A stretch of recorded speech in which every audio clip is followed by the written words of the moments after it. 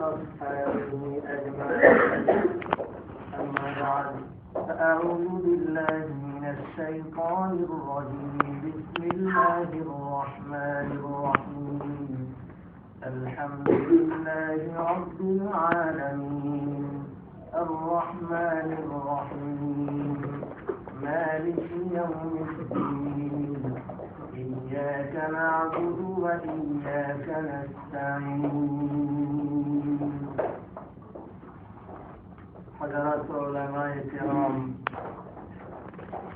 প্রাণ তুল্য ছোট্ট ছোট্ট ছেলেরা, পর্দার আড়ালের মা ও ভগ্নীগণ, আজকে যেই রজনীতে আমরা সানাত হলে উপস্থিত, সানাত বিশিষ্ট কামরায় উপস্থিত হয়েছি, এই রজনী লাইলাতু আশুরা মিন মুহররম, মুহররম মাসের আশুরার রজনী। আজকের আলোচ্য বিষয় থাকা উচিত ছিল মুহররম মাস তথা কারবালার ইতিহাস এবং তার উপদেশ। যেহেতু আমাদের এই অনুষ্ঠানটি পানার মসজিদের অনুষ্ঠান, এখানে আনা হয়েছে, আর পানার মসজিদে সূরা ফাতিহার তাফসীর ধারাবাহিক চলছিল, সেজন্য সেই সূরা ফাতিহার তাফসীরই আলোচ্য বিষয় রাখা হয়েছে। তাছাড়া তারিখ নির্ধারণ করার সময় আরবি তারিখ হয়তো আমাদের লক্ষ্য করতে ভুল হয়েছে।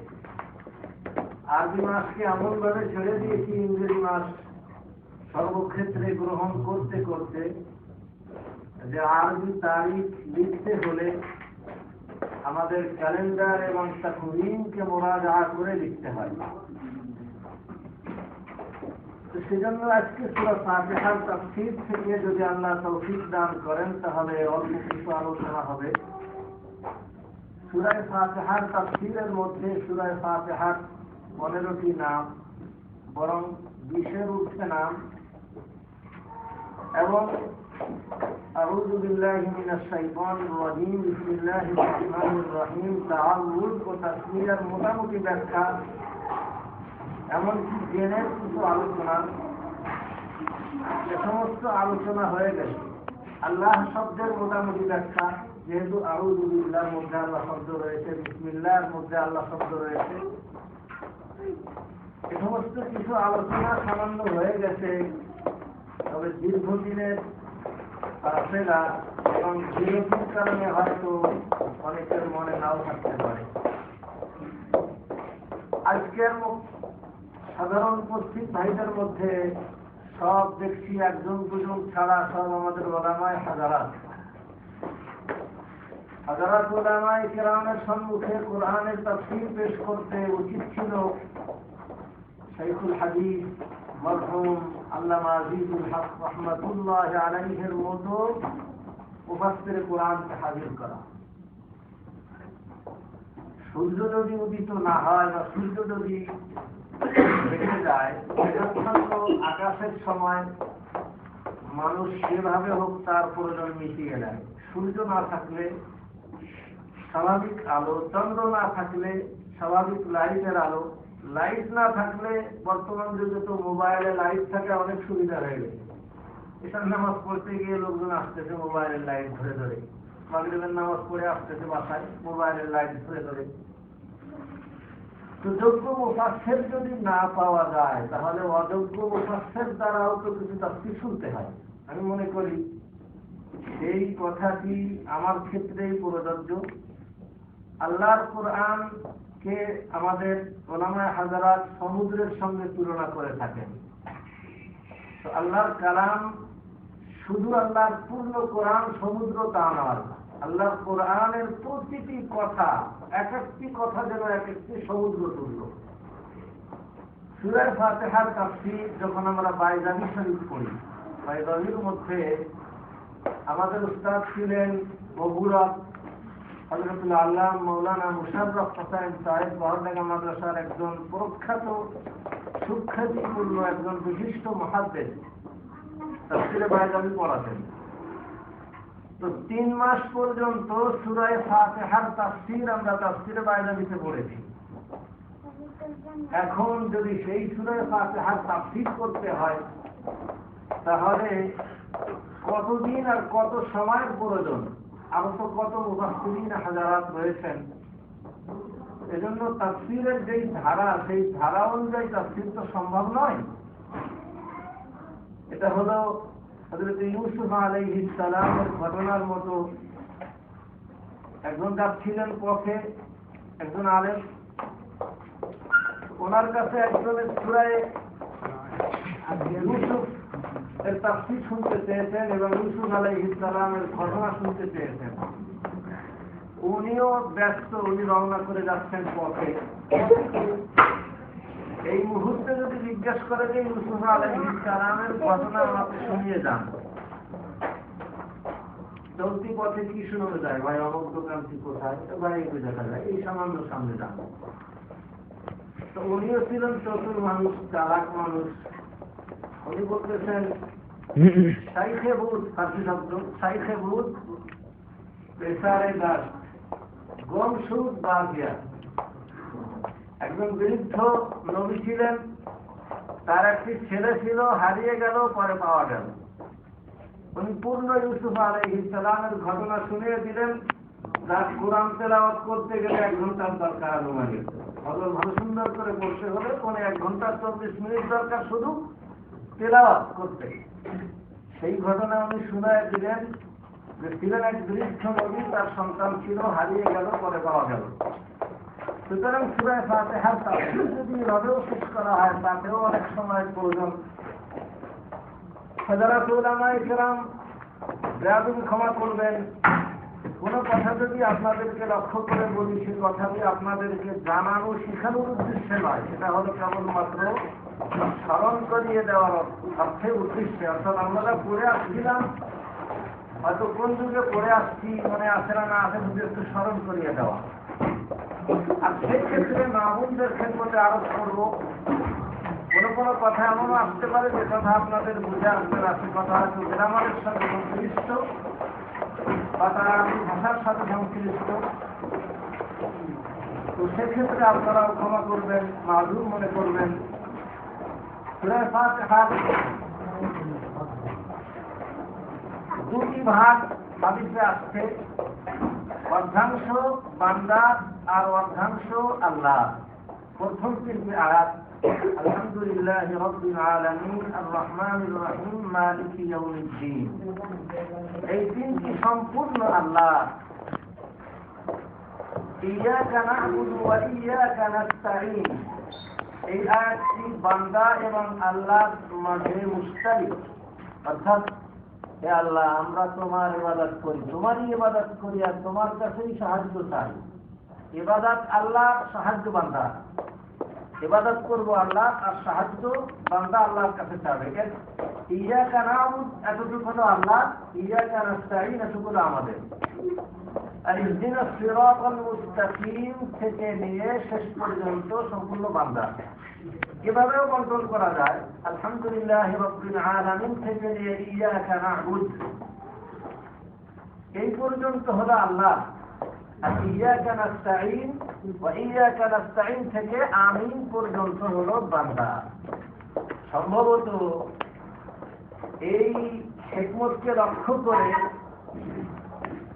পৃথিবীর অত্যাধিক সুখ্যাতি ও স্বনামধন্য আন্তর্জাতিক কারি আব্দুল বাসিত আব্দুল সামাদ সূরাতের মধ্যে ইয়াকা না'বুদু থেমে পড়ে। মানে এই থেমে পড়ার দ্বারা সম্পূর্ণ অর্ধার্ধি ভাগ হয়ে যাচ্ছে। ইয়াকা না'বুদু আমিন, মানে বান্দার হক সম্পূর্ণ, আল্লাহর হক সম্পূর্ণ শেষ করে উনি থেমে পড়েন। এরপরে আবার উনি শুরু করেন ইয়াকা না'বুদু থেকে। তো প্রথম আয়াত কি? আলহামদুলিল্লাহ। এই আল শব্দের অর্থ হযরত উলামায়ে কেরাম, আমরা কাফিয়া হিদায়াতুন নূর যখন পড়েছি তখন আল ইসলামের 4 প্রকার পড়েছিলাম, আপনাদের সকলের মনে আছে। এই সূরা ফাতিহার মধ্যে হলো আলিফ এবং লাম। আল এটা আল ইসলাম লিল ইস্তিগরাক, সকল প্রশংসা, আল অর্থ সকল, হামদু প্রশংসা অথবা শুকর, সকল প্রশংসা লিল্লাহ আল্লাহর জন্য।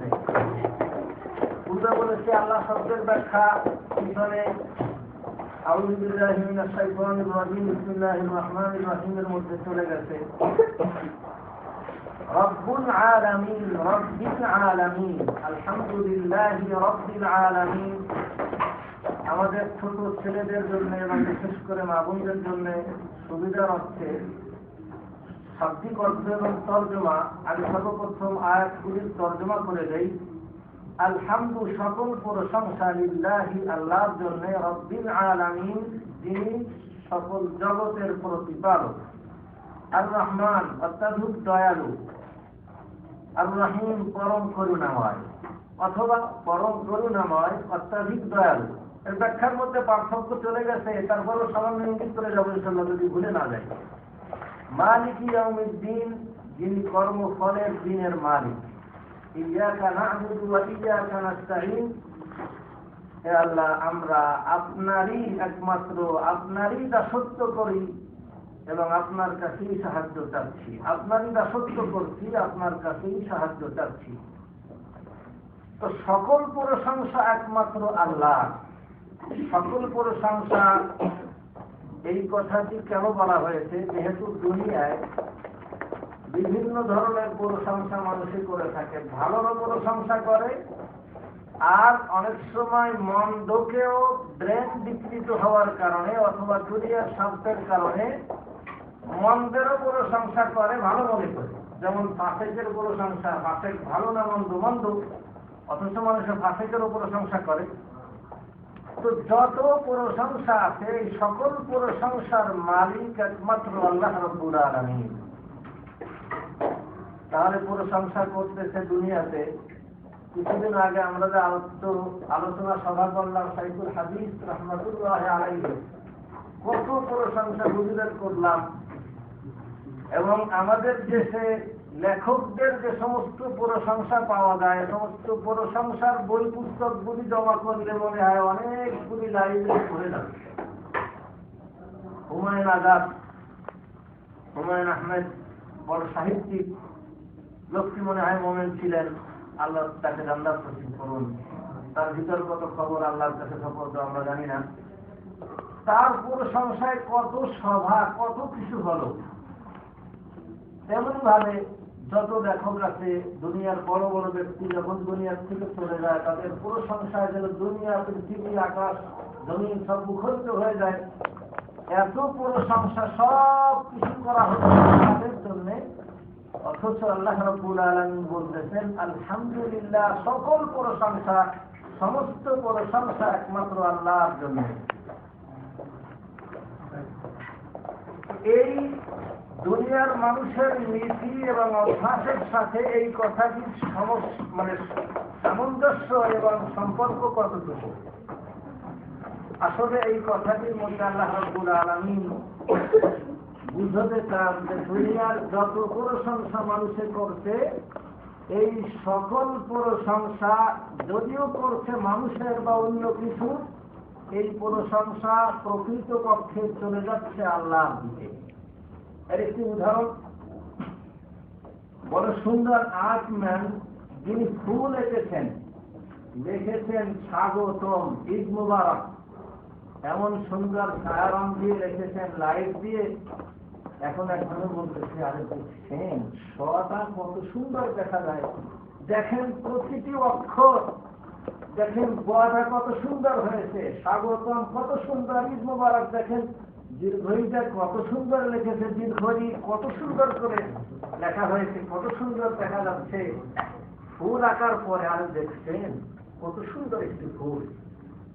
এই যে প্রশংসা করছি, এই প্রশংসাটি আসলে ফুলের না ফুল যে এঁকেছে তা। এই প্রশংসা আসলে ফুল যে এঁকেছে তার প্রশংসা। তাম দুনিয়াতে শাইখুল হাদিসের প্রশংসা, সমস্ত কবি সাহিত্যিকদের প্রশংসা করছি, বড় বড় ব্যক্তিদের প্রশংসা করছি, এমনকি আল্লাহর পয়গম্বর জনাবে মুহাম্মদুর রাসূলুল্লাহ সাল্লাল্লাহু আলাইহি ওয়াসাল্লামের গুণগান দৈনিক লক্ষ কোটি বার মুমিনদের জবানে উচ্চারিত হচ্ছে।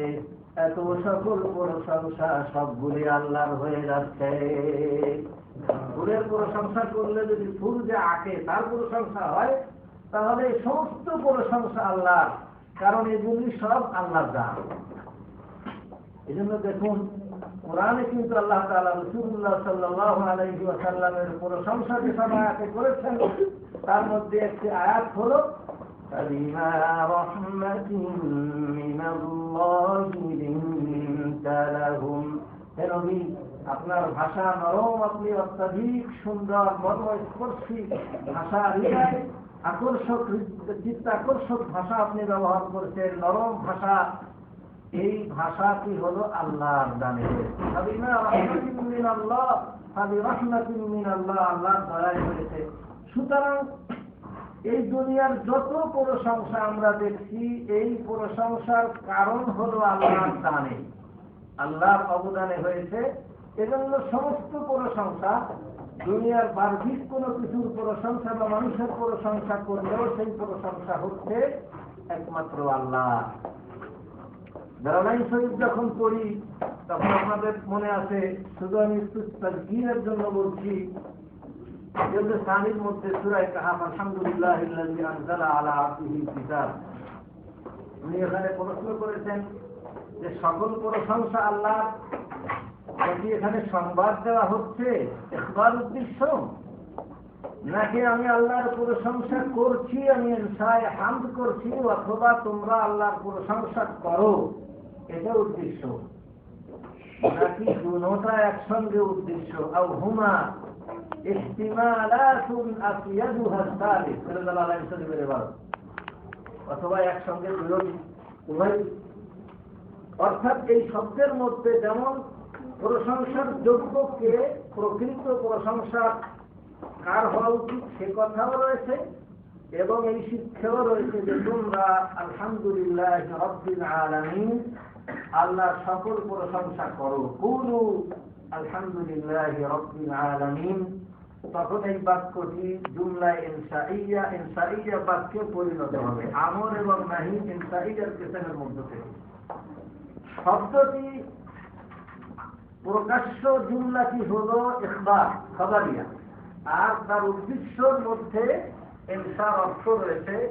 এজন্য তাফসীরে জালালাইনের মধ্যে একই সঙ্গে উভয়কে উদ্দেশ্য করে বলেছে আসিয়াদুহা সালিস, বিভিন্ন সম্ভাবনা একই সঙ্গে দুটার উদ্দেশ্য। এই সম্ভাবনাটা হলো বেশি অর্থবোধক এবং বেশি ফায়দাদায়ক। সমস্ত প্রশংসা, সকল প্রশংসা আল্লাহর। যেমন সংবাদ দেওয়া উদ্দেশ্য, তেমনই আল্লাহর প্রশংসা করা উচিত। আমরা আল্লাহর প্রশংসা করছি বা তোমরা সকলে আল্লাহর প্রশংসা করো, এটাও শিক্ষা দেওয়া উদ্দেশ্য। রব্বুল আলামিন, এই রব্বুল শব্দের অর্থ, রব্বুল শব্দের অর্থ মুফাসসিরিনে কেরাম উল্লেখ করেছেন যে এই রব শব্দকে বোঝানোর জন্য আরো তিনটি গুণ, মানে আল্লাহর গুণবাচক নাম ব্যবহার করেছে। তা হলো আল খালিক, আল মালিক, আল মুদাব্বির। রব হুয়াল্লাযী লাহুল খালকু ওয়াল আমরু, যিনি সৃষ্টিকর্তা এবং সমস্ত অধিকার এবং পরিচালনা, লালন পালন করার দায়িত্ব যেই সত্তার, তিনি হলেন রব। যার কারণে অনেক বাংলা মুফাসসিরিন হাজারাত উল্লেখ করেন যে সৃষ্টিকর্তা, পালনকর্তা, বিধানদাতা। এটা রবের অর্থ, সৃষ্টিকর্তা, পালনকর্তা, বিধানদাতা। এই তিনটি গুণ যেই সত্তার মধ্যে রয়েছে, তিনি হলেন রব। তাহলে এই অর্থ তাকালে দুনিয়ার কোন মানুষ বা একমাত্র আল্লাহ ছাড়া রব্বুল শব্দ কারোর স্থানে ব্যবহার করবে না। সৃষ্টিকর্তা, পালনকর্তা, বিধানদাতা, কাউকে রব বলা যাবে না। কিন্তু সূরা ইউসুফের মধ্যে ইন্নাহু রাব্বি আহসানা মাসওয়াই, এখানে ইউসুফ আলাইহিস সালাম আজিজে মিসর জুলাইখার স্বামীর দিকে ইঙ্গিত করেছে। একটি তাফসীর বলছে হ্যাঁ যে ইন্নাহু রাব্বি, এই আজিজে মিসর আমার রব, আমার প্রভু। আহসানা মাসওয়ায়, আমাকে যত্ন সহকারে রেখেছে তার বাড়িতে, সুতরাং তার সঙ্গে খেয়ানত করে আমি তোমার প্রেম লিপ্সার আহ্বানে সাড়া দিতে পারবো না। এখানে আমাদের দেশের ভারতবর্ষের উপমহাদেশের একজন বিশিষ্ট নাম করা আলেম প্রসিদ্ধ তাফসীরের মধ্যে উল্লেখ করেছেন যে এই তাফসীর খাতা গলত। কেন? যে উনি নবী হয়ে অন্য দুনিয়ার মানুষের সম্পর্কে রব শব্দ ব্যবহার করবেন, এটা হতে পারে না এই অর্থে। অথচ বড় বড় মুফাসসিরিনে কেরাম যাদের তাফসীর আমাদের বড় বড় উলামায়ে কেরাম গ্রহণ করেছেন, তারা কিন্তু এখানে এই রব শব্দ জুলাইখার স্বামী আজিজে মিসর সম্পর্কে তারা গ্রহণ করেছেন। তো এই দুটি কথা আমার কাছেও প্রশ্ন এসেছিল, আমার কাছেও অন্তরে খুব সমস্যা সৃষ্টি করতেছিল। পরে যখন তেলাওয়াত করতে করতে মুসাবাকার একটা আন্দাজ আছে তো তেলাওয়াতে,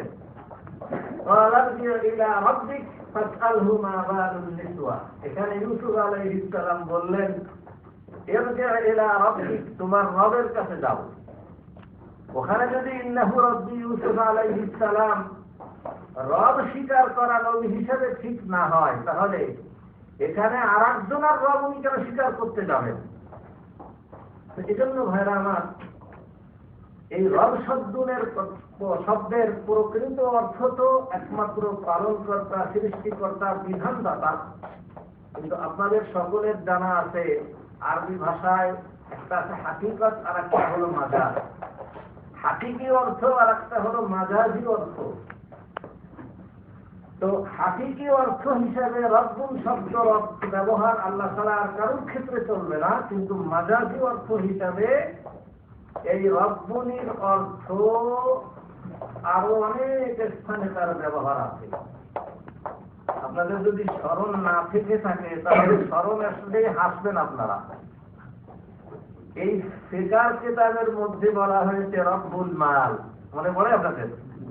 যিনি টাকা দেন ব্যবসার ক্ষেত্রে, একজনে শ্রম দেন আর একজনে টাকা দেন, তাকে বলা হয়েছে রব্বুল মাল। তাহলে রব্বুল শব্দের মাজাজি অর্থের ব্যবহার আসলে আছে। আসুন, আমাদের দেশে যখন এই কাতারে বিশেষ করে যখন কোন পরিচয় লেখা হয় মহিলা, তখন মহিলার যখন তার কাজ কি, তখন লেখা হয় রব্বাতুল মানজিল। রব্বুল শব্দ থেকেই তো রব্বাতুল মুআন্নাসাতুল মুযাক্কার, তো লেখা হয় রব্বাতুল মানজিল। আরব দেশে সারা আরব দেশে লিখতেছে। সুতরাং মাজাজি অর্থ হিসাবে রব্বুল আল্লাহ ছাড়াও অন্যের ক্ষেত্রে ব্যবহার করা যায় এবং তার প্রচলন আরবি ভাষায় রয়েছে। তো রব্বুল শব্দ মাজাজি অর্থে ব্যবহার করা যাবে, হাকিকি অর্থে ব্যবহার করা যাবে না। পার্থক্যের জন্য মুফাসসিরিনে কেরাম উল্লেখ করেছেন যে রব্বুল শব্দ শুধু রব এমন ব্যবহার করা যাবে না। মাজাজি অর্থে ব্যবহারের শর্ত হলো ইজাফাত আকারে, যেমন রব্বুল মাল, রব্বুল বেত, রব্বুল দোকান, এই ধরনের কোন ইজাফাত করে রব্বুল মানজিল এই ধরনের কোন মুজাফ মুজাফিরাইহি লাগিয়ে তারপরে ব্যবহার করা যাবে। শুধু রব্বুল আল্লাহ ছাড়া আর কারোর সম্পর্কে ব্যবহার করা বৈধ নয়। তো রব্বুল মানে হলো সৃষ্টিকর্তা, বিধানদাতা আর পালনকর্তা। কাদের পালনকর্তা? আল আলামিন। আলাম শব্দের বহু বচন আলামিন, জগৎবাসী। এই আলাম অর্থ, এই জগৎ অর্থ কুল্লু মা সিওয়াল্লাহি ফাহুয়া আলামুন। আল্লাহ ছাড়া যা কিছু আছে তাকে বলা হয় আলাম, জগৎ। সুতরাং মানুষ এটা আলাম, ফেরেশতা আলাম, আসমান আলাম, জমিন আলাম। এক কথায় যেই জিনিসের দ্বারা আল্লাহকে চেনা যাবে সেটাই আলাম। আর আল্লাহকে চেনা যায় সবকিছুর দ্বারা। কারণ যখনই কোনো কিছুর সৃষ্টিকর্তাকে, এই সাইডটি যখনই তালাশ করবো তখনই উত্তরে আসবে আল্লাহ। দুনিয়ার সবকিছু আল্লাহকে স্মরণ করিয়ে দেয়। সামান্য আল্লামা রুমি রহমাতুল্লাহ আলাইহি সম্ভবত উল্লেখ করেছেন, হার জিয়া হে কি হার জমিন রুয়ান ওয়াহদাহু লা শারীকা লাহু রুয়ান। সামান্য একটি গাছ আর একটি বিচি ফেলে যে গাছটি জ্বালায়, গছ জ্বালায়, এটাও ওয়াহদাহু লা শারীকা লাহু, এক আল্লাহকে স্মরণ করিয়ে দেয়। আল্লাহ করিয়েছেন। জমিন আর মাটির স্বভাব হলো কোনো জিনিস সেখানে রাখলে নষ্ট হবে, পরিবর্তিত হবে, খারাপ হয়ে যাবে, ধ্বংস হয়ে যাবে। অথচ একেবারে নরম সামান্য একটি বীজই আপনি জমিন কাদা মাটির মধ্যে রাখলেন, দুদিন পরে গছ জ্বালিয়ে গেল। এগুলি করছেন আল্লাহ। এগুলির দ্বারা সম্পূর্ণ আল্লাহকে চেনা যাচ্ছে। এজন্য দুনিয়ার সবকিছু, আসমান জমিন এবং তার মধ্যে যা কিছু আছে সব কিছু এগুলি আলাম। আমাদের দেশে খুব সুপ্রসিদ্ধ কথা আছে, 18,000 মাখলুকাত। আপনারা শুনেন না এই কথাটি? আজকে তাফসীরে দেখলাম, আজকে না আমাদের আগে দেখলাম বিভিন্ন মুফাসসিরিনদের মত, আলামের সংখ্যা, কেউ কেউ বলছে 80,000 আলামের সংখ্যা। আলাম শুধু সৃষ্টি না, আলাম 80,000, কেউ 40,000, বিভিন্ন মত আছে। আসলে এগুলি লা ইয়ালামুহু ইল্লাল্লাহ, এর সংখ্যা, প্রকৃত সংখ্যা একমাত্র আল্লাহ ছাড়া আর কেউ জানে না। তো রব্বুল আলামিন, যিনি সমস্ত জগতের প্রতিপালক, পালন কর্তা, স্বাভাবিক অর্থে সংক্ষেপ অর্থে বলা হয় পালন কর্তা। আর রহমান আর রহিম এর অর্থ আগে চলে গেছে, আমি শুধু পার্থক্য কি স্মরণ করিয়ে দিতে চাই পিছনের কথা। আর রহমানের অর্থ হলো ব্যাপক রহমত দাতা, জেনারেল রহমত দাতা। একজন হলো স্পেশালিস্ট ডাক্তার আর একজন জেনারেল ডাক্তার। জেনারেল ডাক্তার যে কোনো রোগী দেখে, পোড়া হইতে ওষুধ একটা দিয়ে দেয়, পোড়া বড় হোক আর বোঝেছেন না, ব্রেনে অসুবিধা ওষুধ দিয়ে দেয়। তো জেনারেল যে তার কার্যক্রম এবং তার কার্য সমস্ত রোগের পিছনে থাকে। আর রহমান হলো ব্যাপক রহমত দাতা, আম রহমতের মালিক। অর্থাৎ দুনিয়াতে কাফের হোক, মুশরিক হোক, মুসলমান হোক, অমুসলিম হোক, সকলে আল্লাহর রহমত পাচ্ছে। দুনিয়াতে আল্লাহর এমন কোন বিধান নেই যে কাফের হবে তাকে আল্লাহ খাওয়াবেন না, বরং কাফেরদের কারো দুনিয়াতে বেশি খাওয়াচ্ছেন। ولولا أن يكون الناس أمة واحدة لجعلنا لمن يكفر بالرحمن لبيوتهم سقفا من فضة ومعارج عليها يظهرون। শুধু আপনাদেরকে স্মরণ করায় গেলাম। তো এই দুনিয়ার রহমত আল্লাহর সমস্ত কাফের, মুশরিক, মুসলিম, অমুসলিম সকলে আল্লাহর রহমত পাচ্ছে, দয়া পাচ্ছে। এই ক্ষেত্রে বলা হয় আর রহমান, সাধারণ দয়া দাতা। আর আর রহিম অর্থ হলো স্পেশাল রহমত দাতা। এইটা হবে আখিরাতে। এই সাধারণ দয়া আখিরাতে পাবে না, এটা হবে একমাত্র আল্লাহর খাস বান্দা, মুমিন বান্দাগণ যারা, তারা পাবে আল্লাহর স্পেশাল রহমত। তো এই জন্য আর রহমান দুটি শব্দই এর মধ্যে অত্যাধিক এবং বেশির অর্থ যাকে বলা হয় মুবালাগা, এই অর্থ রয়েছে পরম করুণাময়, অত্যাধিক দয়ালু। কিন্তু এর বাহ্যিক ব্যবহার এবং এর হাকিকত তালাশ করলে এই দুটির মধ্যে পার্থক্য, একটা হলো সাধারণ ব্যাপক আর একটা হলো স্পেশাল। তো আর রহমান শব্দের ভাব অর্থই দাঁড়াবে যিনি সাধারণ দয়া দাতা, রহমত দাতা, আর রহিম যিনি স্পেশাল রহমত দাতা। রব্বুল আলামিন আর আর রহমানির রহিম, আলহামদুলিল্লাহ রব্বিল আলামিন আর আর রহমানির রহিম, এই দুটি বাক্যের রব এবং সম্পর্ক হলো যে আলহামদুলিল্লাহ রব্বিল আলামিন পালন করার বিভিন্ন পন্থা আছে, শাসন করার বিভিন্ন পন্থা আছে, পড়ারও বিভিন্ন পন্থা আছে।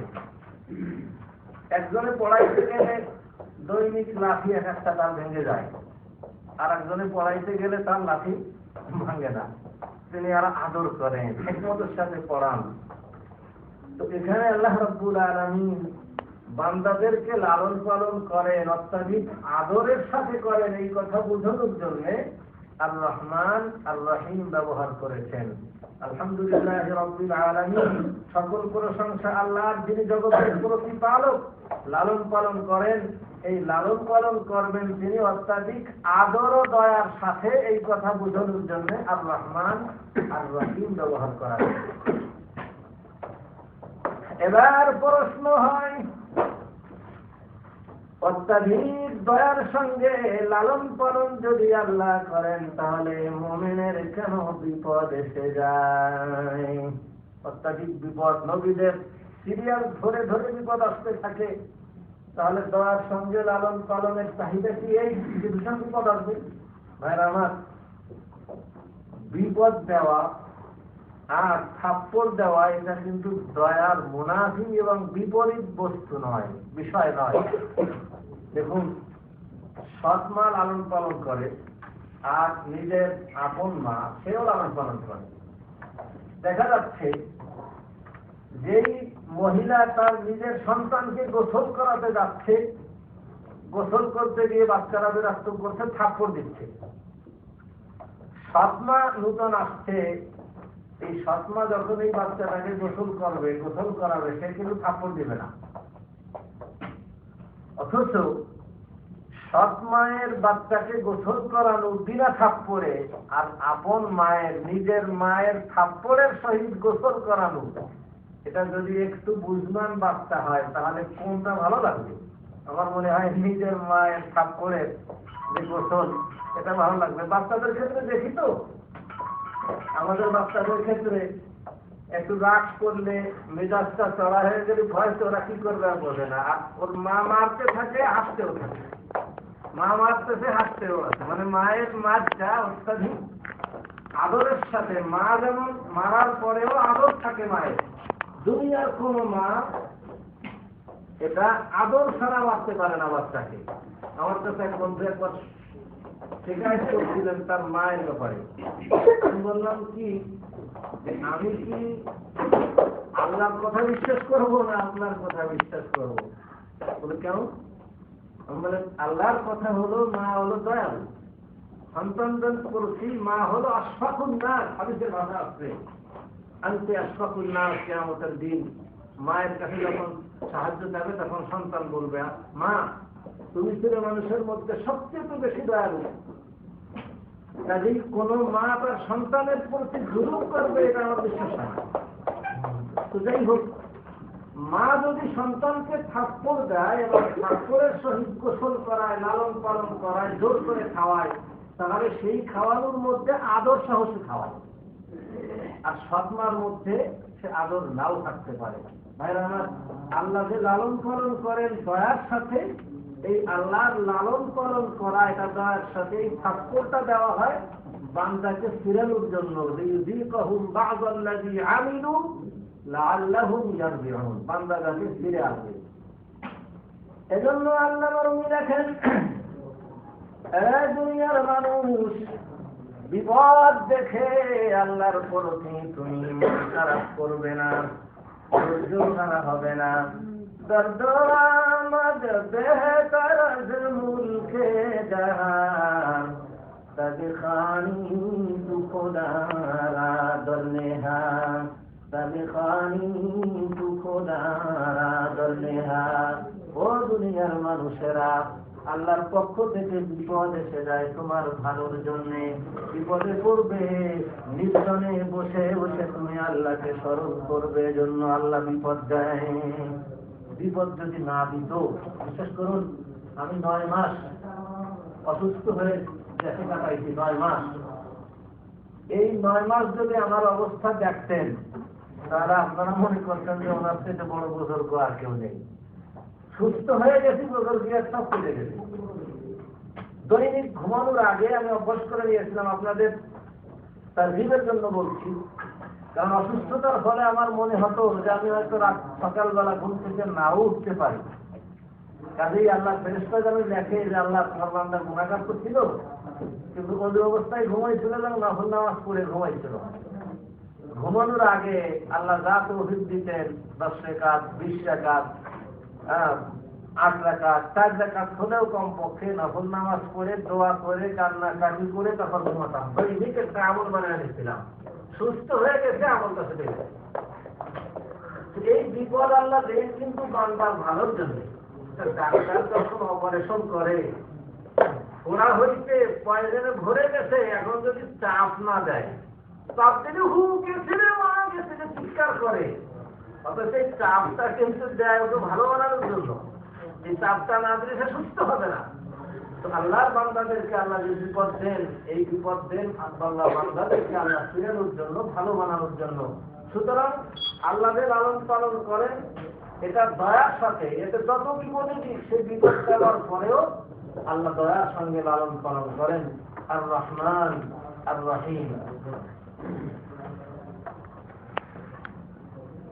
এবং এই দুটি বাক্য আর একটি সম্পর্কের কারণ, আল্লাহ প্রতিপালক লালন পালন করেন, এরপরে আবার বলতেছেন আল্লাহ পরম করুণাময় দয়ালু।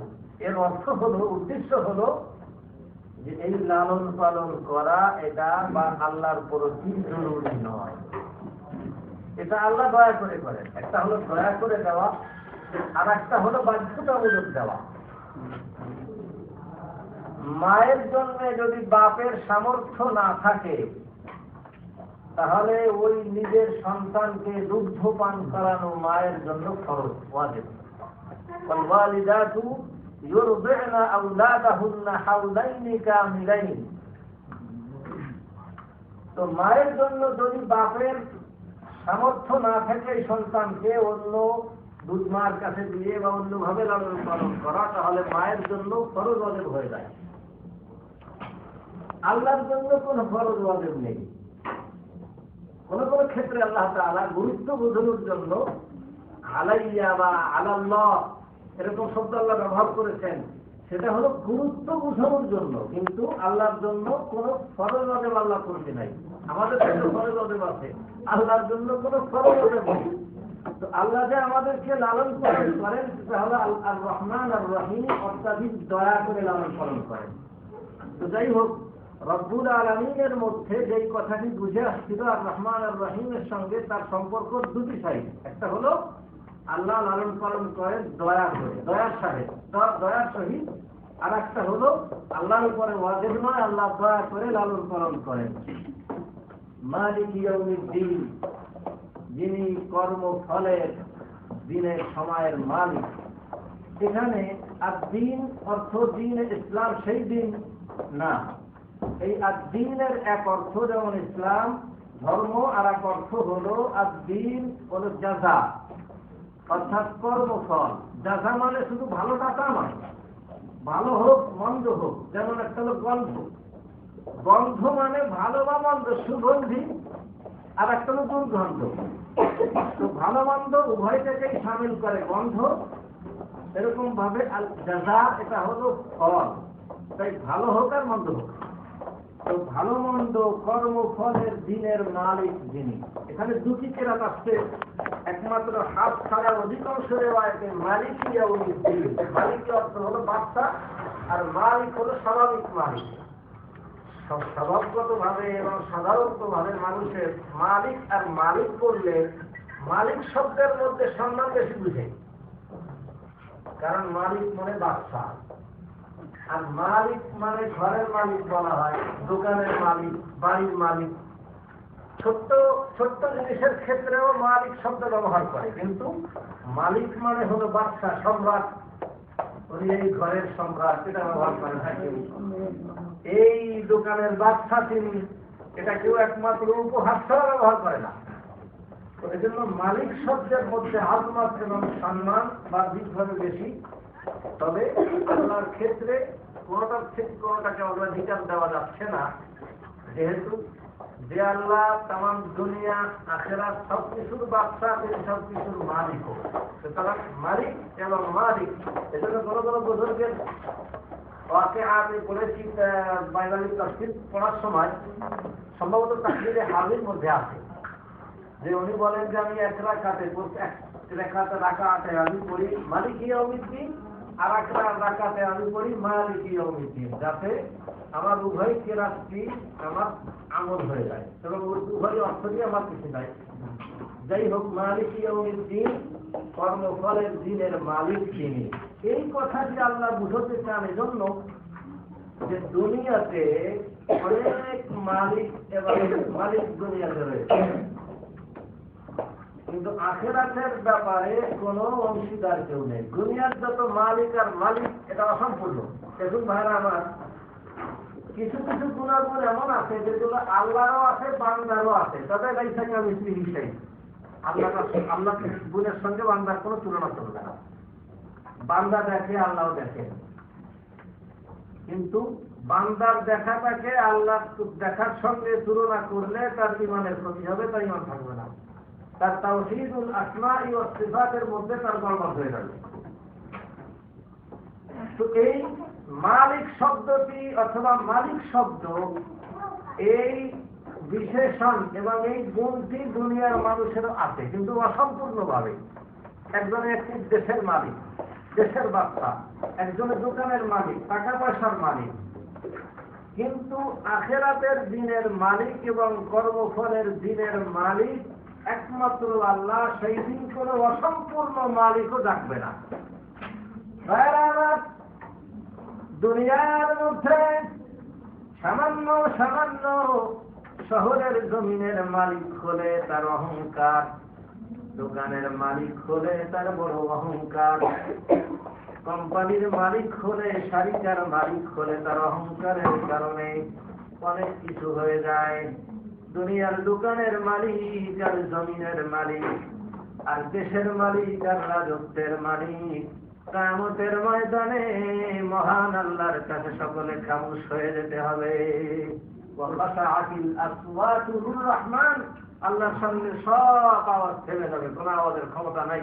লা ইয়াতাকাল্লামুন ইল্লা মান আযিনা লাহুর রহমান, কোনো কথাই বলতে পারবে না। ইয়াউমা ইয়াজমাউল্লাহু রুসুলা ফায়াকুলু মাযা উজিবতুম, নবীদেরকে জিজ্ঞেস করবেন, ক্বালু লা ইলমা লানা, আল্লাহ আমাদের কোনো ইলম নাই, মানে তখন ভুলে যাবে। অথচ কোন নবীকে কতটুকু উম্মতরা মেনেছে মনে থাকবে সব, কিন্তু ওই সময় আল্লাহর ক্ষেত্রে ভুলে যাবে। আমার মনে আছে আমাদের গন্ডাকা মাদ্রাসায় চৌমানন্দ হুজুর ছিলেন আমাদের একজন আল্লাহর বান্দা। উনি জামাতের পরে সাংঘাতিক কড়াকড়ি করতেন। তো আর নামাজের মধ্যে ছাত্র ছোট ছেলেরা, দোকানের ছেলেরা, ছোট বয়সে ক্লাসখানার ছেলেরা মাঝে মধ্যে দুষ্টমি করে, কথাবার্তা বলে, দিতে শুরু করে। তো গ্রাম মাদ্রাসার কারেন্ট তো নেই, এদিকে সামনে থাকে, তাও নেমে গেছে অন্ধকারে এসে নামাজ পড়ছে। তো ছাত্ররাই মারামারিও করছে আর কথাবার্তাও বলছে, তার মধ্যে পায় নাই আকাশ কয়েকজন। তো হুজুরের তো অভ্যাস করাকরি করে মনে আসে সমান দিয়ে পিছন দিয়ে ওই ছাত্রদেরকে করে কথা বলছে, এক একজনকে এক একটা কিল, এক একটা থাপ্পড়ি ধারণা দিতে দিতে গেছে। ওর মধ্যে দুইজন হুজুর ছিলেন অন্ধকারে মাথা, তারাও কিন্তু থাপ্পড় খাইছে। থাপ্পড় খাওয়ার পরে সবাই বলে অন্ধকারে ভাঙে যাচ্ছে, আর এই দুইজন ওস্তাদ বলটাও তাড়াতাড়ি ভাঙে যাচ্ছে। মানে ওরা তো থাপ্পড় খেয়ে ভাগছে আর অন্ধা ভাগতেছেন যে এদিকে কেউ দেখে তাই কিছুটা আমাকেও থাপড়াইছে, আমাকেও কিল ফেলাইছে আমাদের পিঠে। ভাইরা আমার, কথা তো আমরা হাসলাম, কিন্তু কিয়ামতের দিন নবীরা তো থাপ্পড়ের যোগ্য না এবং নবীরা তো ভয়েরও যোগ্য না, তাদের তো ভয় হওয়ার কথা না। কিন্তু অবস্থালিমানিল মুলকুল ইয়াউমিল্লাহিল ওয়াহিদুল কাহ্হার, নবীরা পর্যন্ত ভুলে যাবেন লা ইলমা লানা, পরে মনে আসবে। রাখালি প্রশ্নে মাযা উজিবতুম ক্বালু লা ইলমা লানা ইন্নাকা আনতা আল্লামুল গুয়ুব, পরবর্তীতে নবীরা আল্লাহর কাছে উত্তর করবেন। প্রথম পর্যায়ে নবীরা পর্যন্ত ভুলে যাবেন। সেই দিন কালিমানিল মুলকুল ইয়াউমিল্লাহিল ওয়াহিদুল কাহ্হার,